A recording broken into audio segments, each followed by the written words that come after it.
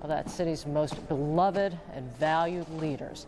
Buried today were William Feehan, who was the department's first deputy commissioner, and chief of the department, Peter Gansey.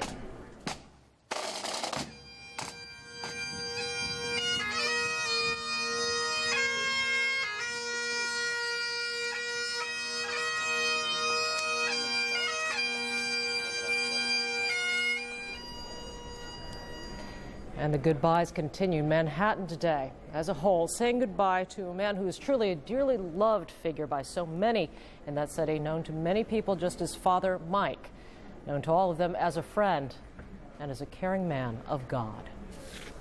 From death into life,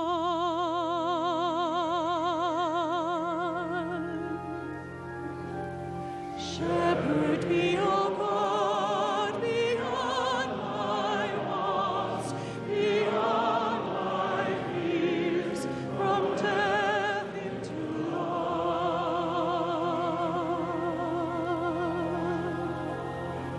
We come to bury Mike Judge's body, but not his spirit.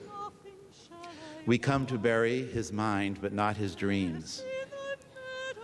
We come to bury his voice, but not his message. We come to bury his hands, but not his good works. We come to bury his heart, but not his love. Never his love.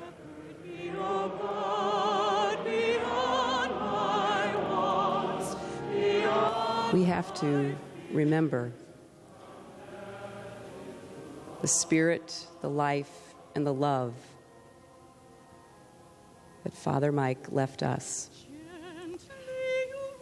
pulling us one to the other, giving us strength where it seems hard to imagine it could ever come again.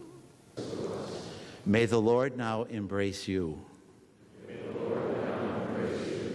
and hold you in his love forever.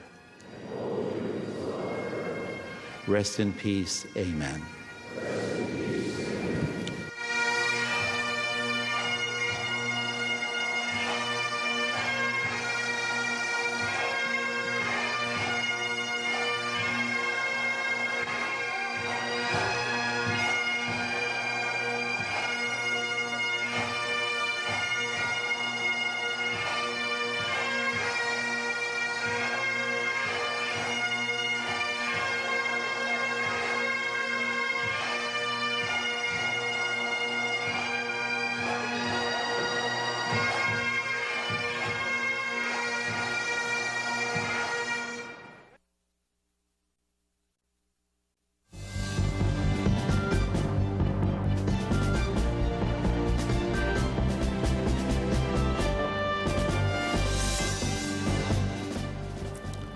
Welcome back to our continuing coverage of America's new war. Let's recap the latest developments. U.S. intelligence sources say two of the suspected hijackers who crashed a plane into the Pentagon were under surveillance as possible associates of Osama bin Laden.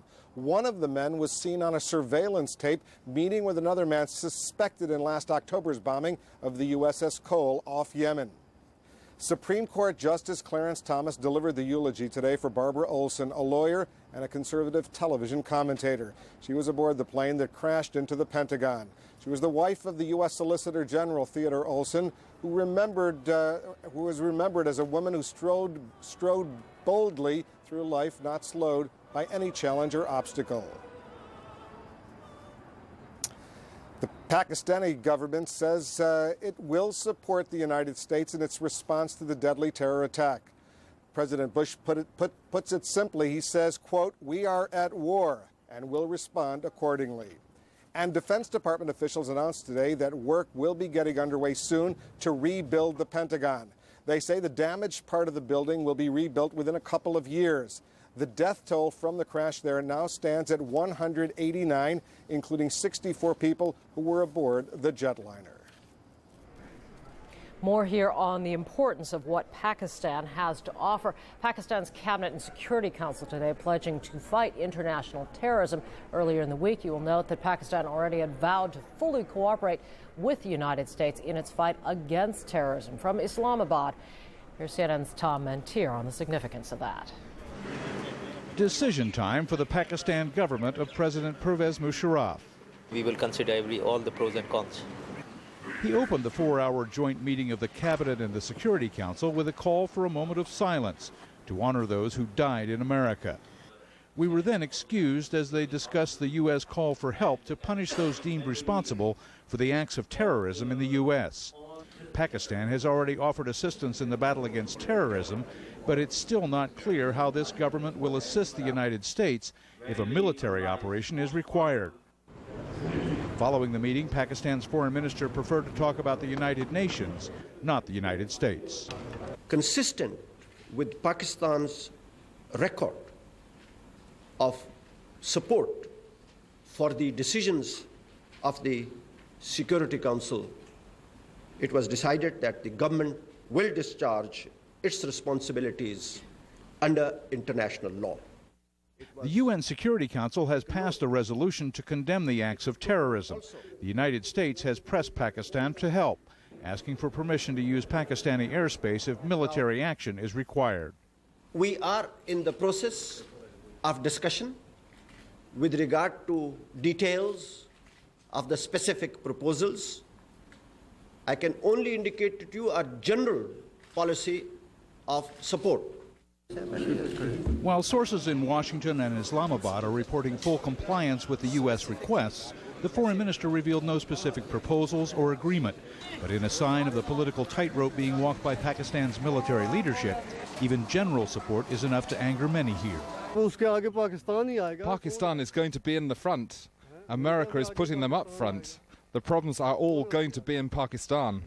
There will be violence here. That is the reality. Pakistan is playing it close to the vest, revealing little of what it plans to do to help the United States. The only clear point made by the government is that it will not participate in any military operation outside its borders. Tom Mantier, CNN, Islamabad, Pakistan. And as you just heard, a number of dynamics will come into play as the United States tries to build and maintain support from Pakistan. CNN's Andrea Koppel joins us now from the State Department with more on this minefield that U.S. diplomats will have to negotiate. How's it going, first of all, Andrea, this diplomatic minefield? Well, they seem to be walking through that minefield very well at this point, Wolf. Secretary Powell saying earlier in reference to Pakistan that he was very pleased and that he had received indications from the Pakistani government that they would get their full cooperation in whatever military response the U.S. decides it's going to take. We've been seeing a lot of this diplomatic maneuvering going on from this building here at the State Department in the last several days as the Secretary of State seeks to build this international coalition against terrorism, appealing not only to international organizations like NATO and the UN, but also to individual countries literally across the world. And this is why. If, as the U.S. suggests, Osama bin Laden was the mastermind behind Tuesday's attacks, going after him and shutting down his al-Qaeda terrorist network will require more than just a military assault on Afghanistan. That's because over the years, al-Qaeda has become an international network with cells rooted in almost every region of the world. That's why Secretary of State Colin Powell has put the world on notice. The United States needs help. I am not threatening so much as I am saying this has become a new benchmark, a new way of measuring the relationship and what we can do together in the future. Since Tuesday, Powell has had the world on speed dial, in particular reaching out to countries where the U.S. says Islamic militant groups have links to bin Laden's network. Once these people have been trained in Afghanistan, we know that they've gone to Africa, we know that they've gone to Asia, we know that they've gone back to the Middle East, and it's clear now that they've also come to the United States.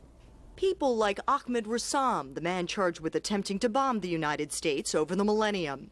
He's a member of Algeria's armed Islamic group, but was trained by bin Laden. So were members of Pakistan's Harak-ul-Mujahideen group, which hijacked an Indian jetliner to Afghanistan in December 1999. On Friday, Pakistan's president informed the U.S. his country is prepared to take specific steps to help the U.S. wage its campaign against bin Laden. And in the Arab world, Powell has asked countries like Saudi Arabia to cut off the flow of money and resources to bin Laden.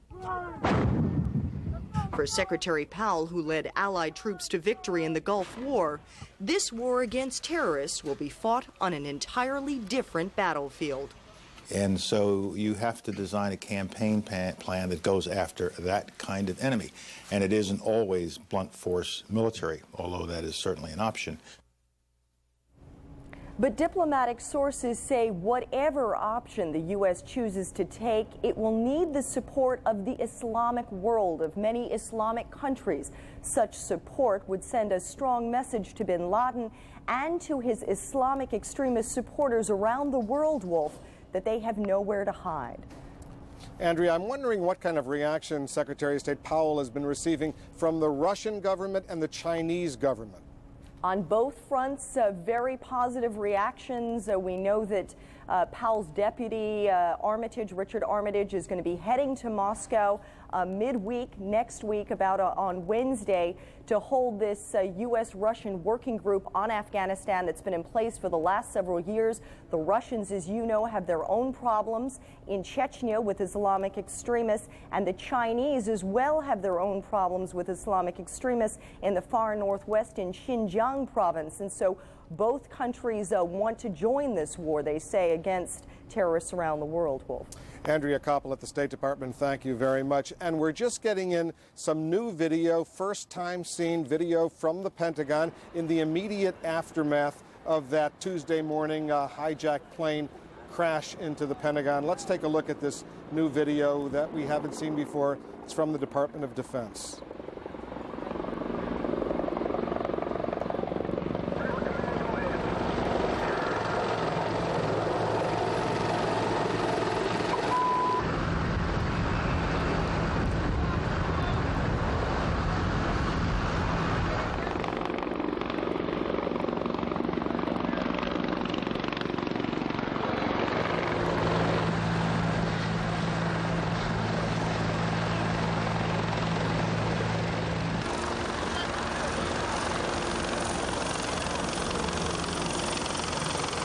Sad pictures after having spent myself several years working as CNN's Pentagon correspondent, working in that very building, walking those corridors. I must say it's a sad picture every time I see these devastating pictures at the Pentagon. It is shocking. Joey? It really is shocking. Note to our viewers for what is ahead at the top of the hour here on CNN. The advisor to CNN on military affairs, General Wesley Clark, the former Supreme Allied Commander for NATO, will be with us. Also with us, the former Secretary of State Lawrence Eagleburger, both men to talk about what is the next step in America's war on terrorism. Wolf? Joey and Bob Novak and Al Hunt are standing by from the normal team of Evans, Novak, Hunt, and Shields. They're standing by with a special guest. I want to go to them right now. Wolf, thank you. Welcome to Evans, Novak, Hunt, and Shields. I'm Al Hunt.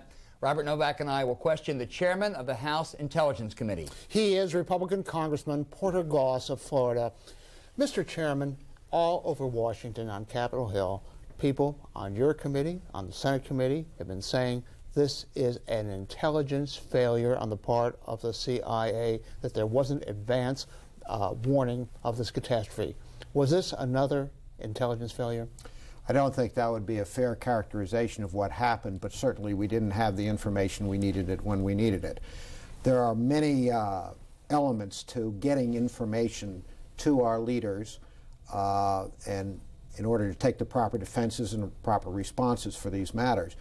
There's a combination of intelligence, which operates abroad. As you know, we don't have an American intelligence system that works in this country as a protection against our constitutional rights. But we do have law enforcement in this country. So the key point is to get all of those agencies that are involved in intelligence overseas, which is more than just the CIA, and all those agencies that do law enforcement, protect our public safety in the United States, to work seamlessly and exchange information the best way they can, whether it's the INS or the Customs people or the FAA or the FBI. All of this has to fit and work together. And it's quite clear that for whatever reasons it didn't work.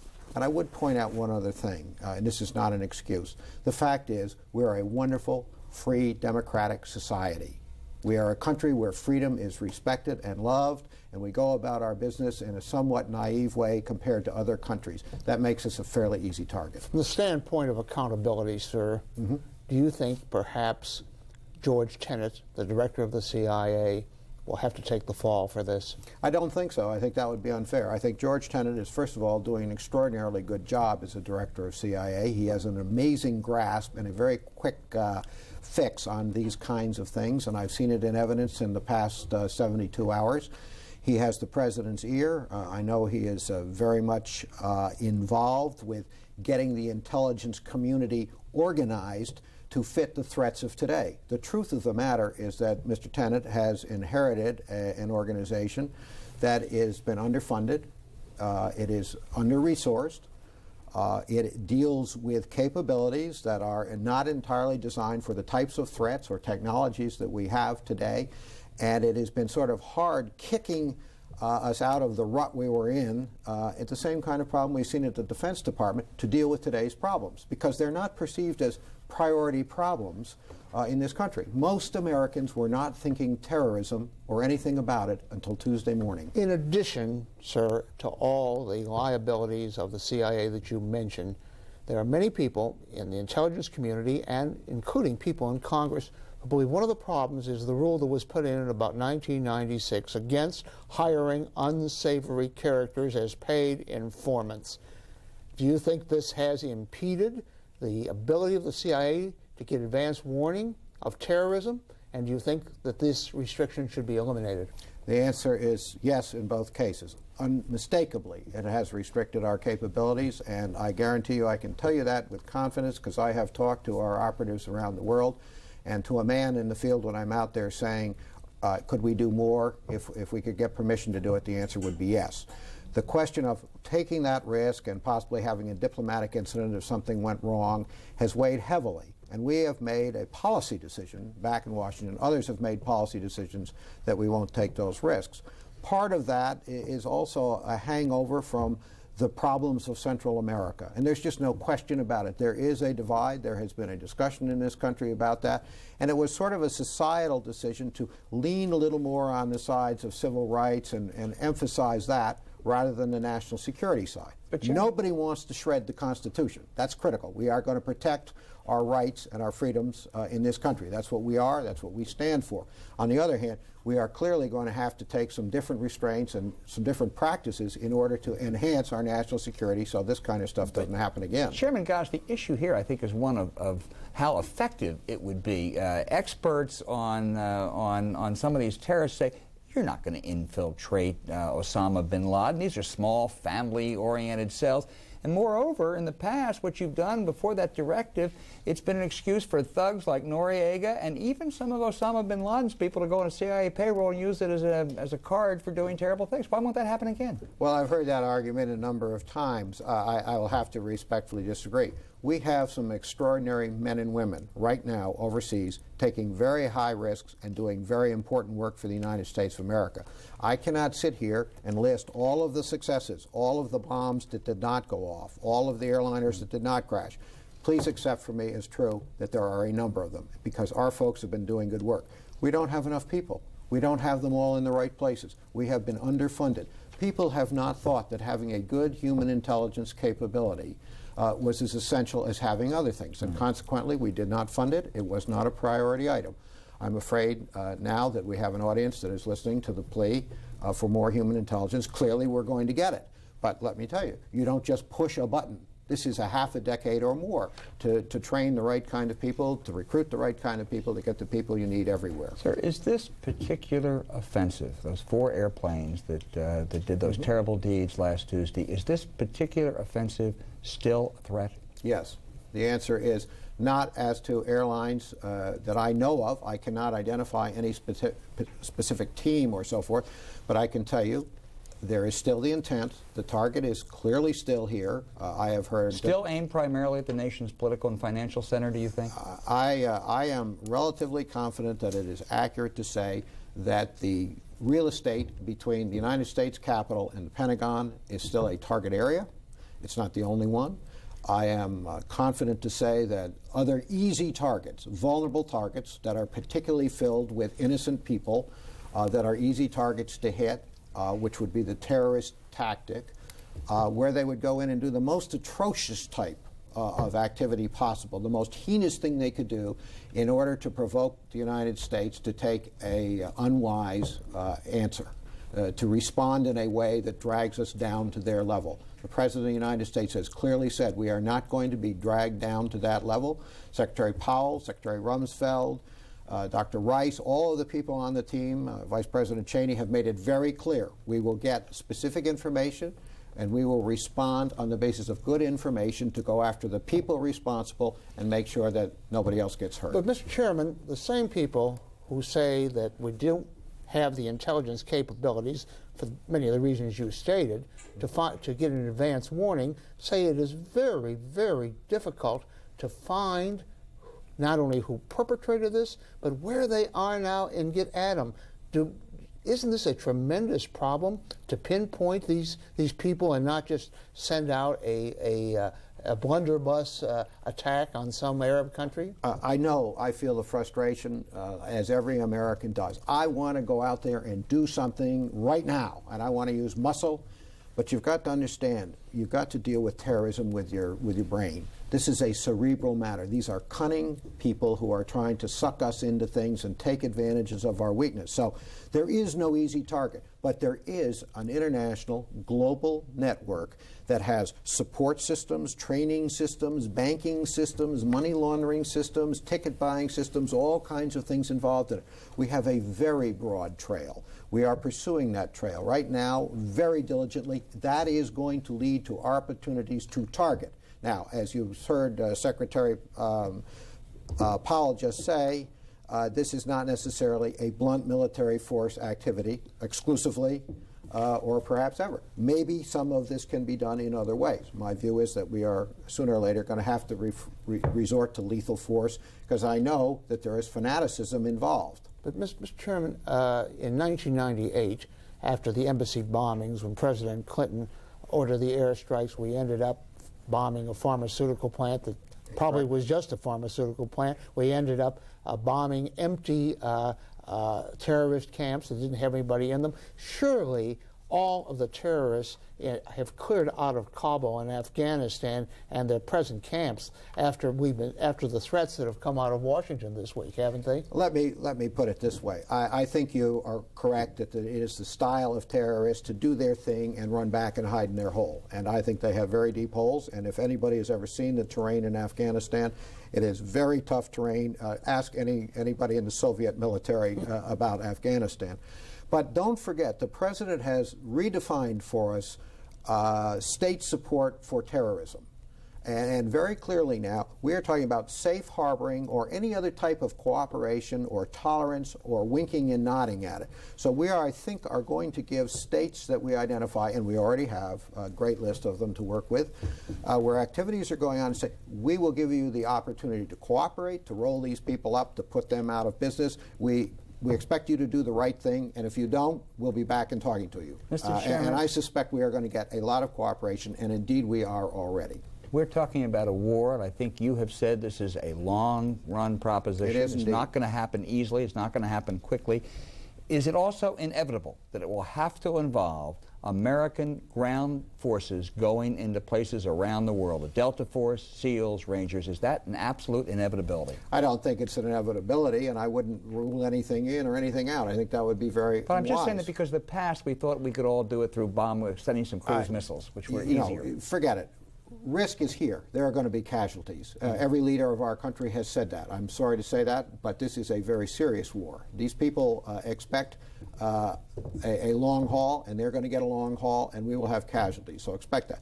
But we will fight it on every front, and we will fight it with all of the arrows in the quiver. And I'm not going to say any are in or any are out. This is not my call. Obviously, the President and his team Is will it make also inevitable that there will be retaliation here in this country, whether it's biological, chemical? It is inevitable that there will be an attempt to carry out the psychological warfare and profile activity, the playbook work of terrorism, by creating further incidents to try and make us fearful in our country and trying to get us not have the will to stamp out and eradicate terrorism, of course. But if our defenses are proper, and obviously we're on alert, and I think we can guarantee our people in this country a very reasonable degree of safety. Chairman Goss, let me return to the September 11th attack. Former CIA Director James Woolsey has been on the television several times since then, suggesting that the principal suspect for a state that is supporting this terrorism would be Iraq. Many other people say that is just not the case. Where do you end up on that? I don't want to be specific on anything that could possibly aid or abet possible targets or possible enemies or in any way impede our investigation, so I'm not going to go into area specificity. I will simply say that there is mischief afoot in Iraq, and I think that they will have the opportunity to show which side they're on, and if they fail to make the right choice, I suspect that would be an area where we would perhaps see that blunt force being used. Could you say, sir, without specifying the state that is supporting this terrorism, whether you come down on the side of there is some state that is, or states that supported this, or whether this was a international freelance organization unconnected with any particular state? I would say that there are states that are apparently complicit that will be given an opportunity to explain whether they were serious in their support or their tolerance. They just didn't know, because many states do not have competent forces, security forces. And I think that is something that our experts and our professional people in the days ahead will work out. There is no doubt in my mind that we are going to find some that are not going to cooperate with us. And it is no doubt in my mind that then the executive branch is going to have to propose and take steps to deal with that. Chairman Goss, I think this is right. None of the Arab countries are a democracy. And yet we hear a lot of talk about the street, if you will, in the Muslim world, the popular pressure or uprisings that can be brought on some of those governments. I'm going to ask you particularly if you think that countries, Arab countries like Saudi Arabia, Muslim countries like Saudi Arabia, Egypt, and Pakistan can cooperate fully with the United States without facing a street insurrection. I think that this is a time of war, as the President has said, against terrorism, and I think this is a time that choice is going to have to be made by the leaders of those countries. I want to emphasize, we are talking about a radical few.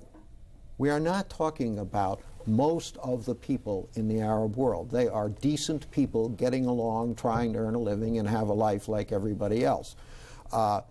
It is true that they might not fit our definition of democracy, but many of them are more democratic leaning than you would suspect. You have to sort of have the flavor of the neighborhood, as it were. And I think that's fair.